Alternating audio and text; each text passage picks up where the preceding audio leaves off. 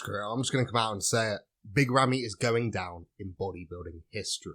The latest update from the big man, Mr. Olympia himself, is incredible. This man is sitting at 340 pounds basically, and he's only 12 weeks out of the Mr. Olympia contest. That means we are guaranteed to see the biggest Big Ramy yet, and potentially the biggest Mr. Olympia to date. But looking at these photos, it's not just about size. This man is not simply a mass monster. He brings a lot of things to the stage which the bodybuilding world has been calling out for the last few years. It's been a really weird time with the steady decline of Phil Heath and Rolly Winkler, both in physique and placings, and there's not really been anyone to fill that gap at the very top of the Olympia. We have no Phil and Kai rivalry. We have no real, it could be anyone's game moment when it comes to the Olympia. We pretty much know how it's going to play out in advance. Now granted, Brandon Curry always still had that shot when we've had Haddy, who has pushed Big Ramy. But let's face it, the big man with the most muscle, who still holds some incredible aesthetics, was always going to take that title. As much as I believe that Brandon Curry was an underrated Mr. Olympia. Big Ramy is currently sat just shy of 340 pounds, only 12 weeks out from the Mr. Olympia. This means he will likely be the biggest Mr. Olympia in history and possibly have one of the greatest physiques to ever hit the stage. In my opinion, Big Ramy could hold this title for the next few years. Hell, he could probably hold it indefinitely, depending on whether old age or synthol use pushes him down to second callouts. This is not just a mass monster, this is a man who holds incredible shape, a tight waistline, he has no lagging body parts, however he achieves that is kind of not for me to say. He's round, he's dense, he has it all. But the positivity in the world of bodybuilding isn't just restrained to this one individual. No, I am incredibly optimistic about the future of the sport, about the future of open bodybuilding. Some of the greatest athletes to ever do it, in my opinion, are currently moving their way up the ranks, and God, I hope that I can be on stage with some of them one day, but for the meantime, I'm just going to step back and admire what I think is a historic part of the bodybuilding history. Looking at the list of people who could potentially be gracing that Mr. Olympia stage this year, we have Big Ramy, we have Hadi Choopan, we have Brandon Curry, all still in the mix. We have Nick Walker, we have Andrew Jacks, who I think is a major wild card, and in my opinion, at least within the space of 2-3 years, he will be fighting it out and will likely take the throne of Mr. Olympia. We have Blessing Awodabu, we have Martin Fitzwater coming out of the blue with one of the most complete packages and a potentially deadly physique for the Arnold UK. We have James Hollingshead, who's an amazing athlete in my opinion, who granted I believe may step back from the sport before he realises his true potential, but brings a level of density and a British representation that we haven't seen for some time now. We have Derek Lunsford getting his open invitation, which, despite my ramblings about how I'm not in favour of special invites in my last video, I'm absolutely in favour of Derek hitting the stage, and he has an incredible physique which I can't wait to see. We have Samson Dowder, who could potentially again be another Mr. Olympia. We just have so many people, Hunter Labrada, who have incredible genetics mixed with incredible work, who have come up in a period of time of transition in the sport away from simply muscle into a period of we want it all. Muscle, shape, aesthetics, symmetry, all of that stuff is now important, including presentation, and it just shows in the calibre of the athletes. We have so many people in our future Mr. Olympia lineups who have it all. And most importantly, from my perspective, British bodybuilding's back. I'm sorry, but we had this period of time, and it kind of made me sad, to be honest, with the passing of Luke Sando, where I genuinely believed that we would have another British Mr. Olympia. Luke, in my opinion, if he would have lived by now, he could be in that top 3 call-out, challenging Big Ramy. And there's lots of ifs and buts, and I don't want to spend loads of time galvanising his name here. That's not what I'm trying to do. Simply speaking, I am the biggest fan of Luke.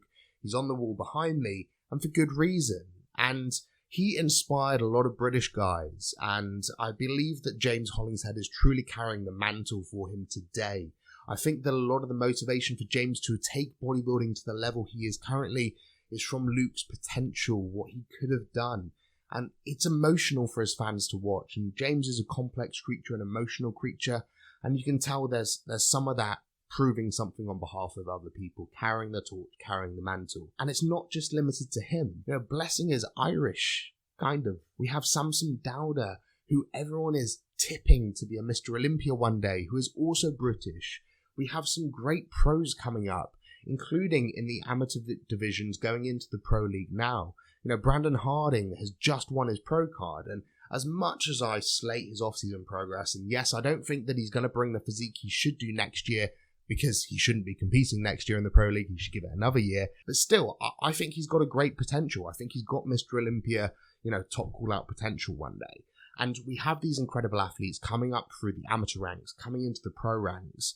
You know, British bodybuilding has always been very competitive, and it's great to see that we're finally making it to the biggest stages. In my opinion, we won't be seeing a dominant Mr. Olympia after the next couple of years.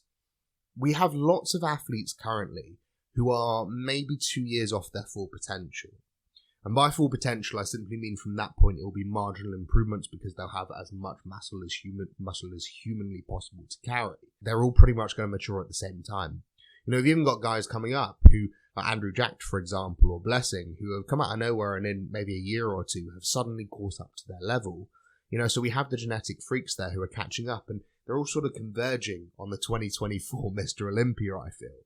Hell, maybe even next year. I don't know. But I think that it will be an open playing field in future, and I think that's an amazing thing for the sport. You know, yes, granted, people like Phil Heath, who can dominate a stage year on year on year, are amazing, but Phil Heath was by no means untouchable.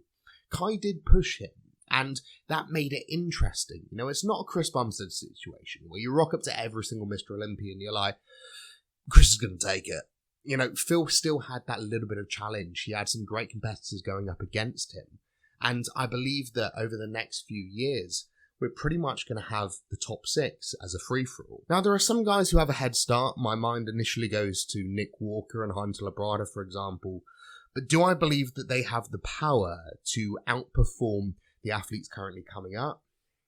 I'm not sure. Neither of them really have the potential to beat somebody like Andrew Jack, who quite simply is a genetic marvel once they then get a comparable level of muscle. And although I think that it's very rare that a genetic beast who also works hard is going to get beaten out by somebody who's less genetically gifted, who finds an extra percentage of work ethic, it can happen, and that's what's exciting. You know, we don't just have a couple of guys here who could potentially be Mr. Olympia. I think we probably have about 5 Mr. Olympia candidates in the pro lineup currently, and I'm seriously excited to see any of them take that title for the first time, because I believe that moment will usher in the next era of bodybuilding. I think if Big Ramy was dethroned any time in the next 2 years, I do genuinely think that either Nick Walker will be a new champion of the Mr. Olympia, or Brandon Curry could potentially reclaim his title. This depends largely on what the Olympia judges decide to go for. They do tend to go for mass, so I have a feeling that over the next year or so, Nick will be edging out Brandon Curry, and probably Hadi as well. You know, I think that Nick has the potential to evolve more than those two. They're both much older, and Nick still has a lot of his future ahead of him in terms of growth. If he chose to grow, he could. Not that there's much space on that monstrous physique, but I just don't think in the next couple of years any of those guys are going to be able to go toe-to-toe with him, and if anyone was to dethrone Big Ramy, it would probably be Nick. Samson Dowda, in my opinion, is an incredible athlete with incredible potential, but I fear for him because his frame is simply so large. He is one of those bodybuilders who could potentially be one of the greatest to ever do it. Whether he can or not is another question. I don't think he's actually that far off, and I think for a taller guy, I think he's done very well to fill out his physique, but I do think he'll have more of a challenge ahead of him because, structurally speaking, he's so big. You know, you see it with Andrew Jack. Andrew is incredible. He is complete. He is full. But you still look at it and go, there's some room there. You know, he's not quite Nick Walker yet. I mean, whether or not he ever would be or should be, I don't know. You know, I appreciate that we have aesthetic guys who go, this is the limit I'm willing to take it. I'm not going to play the mass game against Nick. And I get that. But we're kind of in a world where you have to have it all. So is it likely they'll push it? Probably. It's likely that they'll have to. But if they can keep up, I'd say that Samson or Andrew both have fairly equal shots at taking that title. But I think that it would take 2 to 3 years for them to be able to achieve that. So I think they're definitely up there. And I'll pick a top 5 in terms of the up-and-coming athletes. So we currently have Nick Walker, Samson, and Andrew. I'm going to throw Martin into the mix. Now, granted, we have more bodybuilders here, and some of them I don't follow as much, so I'm not going to know. So please do tell me below your pick for the top 5 up-and-coming bodybuilders. I don't know everyone, but let me know your opinion down below. So the reason I'm going to pick Martin is because he's young. Is because he turned up and he surprised everyone and he pushed Andrew. And because he's complete. Martin is the in-between of that gnarly look and full look. Martin, in my opinion, give it a couple of years, will look a lot more complete than he does now, a lot more filled out. And he's already looking pretty damn big. So I think he's earned his spot as a potential one to watch for the future. And my last pick, well, I'm going to cop out slightly. I'm going to say that both Quint Beastwood, Quinton Araya, or Akeem Williams both have pretty much an equal shot. If they can get their shit together, if they can just turn up the way we want them to turn up for once, then I reckon both of them could then build a momentum, start nailing it, and then turn up at the Olympia and shock everyone. You know, the athletes that everyone goes, well, it's for the taking. What are they doing? Why are they not performing? And now we have people like Andrew coming up who have managed to nail it quite quickly and get their shit together. It will probably kick their ass into gear to go, I've got the genetics to hang with this guy. What aren't I doing? How do I fix this? Congratulations to Big Ramy on his 3rd Mr. Olympia win. I think after those updates, the size he's going to bring, the aesthetic flow, it'll be very difficult for anyone to beat him unless he cocks up between now and then by trivial factors. Whether that's through his peak, which I don't think it will be because he's managed to cling on with maybe 90-95% performance before, or whether it's through some injection problems. But I don't foresee any of those happening. He's got this in the bag, in my opinion. But after this year, it could be anyone's for the taking. Filming this just before the Arnold UK. This is the Friday. I'm going on the Sunday. The pro show is there. I should be able to see prejudging and meet some guys there as well. So that's going to be an exciting old day for me. But until then, I will see you in the next one.